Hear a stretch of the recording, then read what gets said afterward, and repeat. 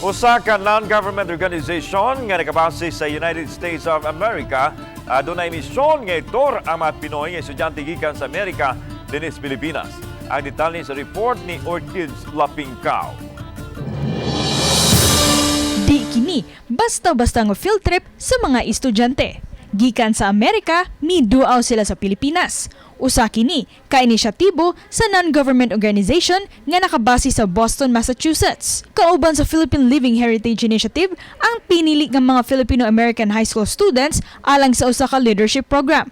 Lakip sa ilang tour ang mission nga maipakita kanila ang kultura ug pamatasan sa mga Pinoy. It is life-changing because there are so many Filipino-Americans in the diaspora who have a deep desire to really understand their roots, to know who they are. Ilang Nibisita ang nagkalain-laing lugar gikan sa Luzon, Visayas hangtod na sa Mindanao.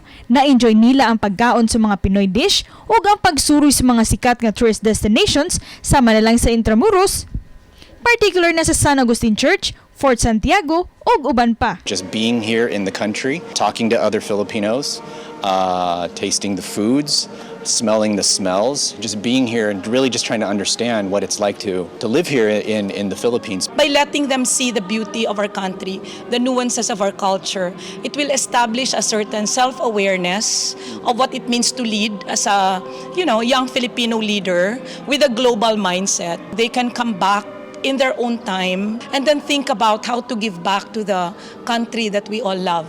Matod sa usa sa mga tinun-an nga si Riley, pila kahigayon na siyang nakabisita sa Pilipinas, apan first time niya nga makatour ug makatan-aw sa mga maanyag nga lugar ug pagdayig sa kasaysayan sa nasod.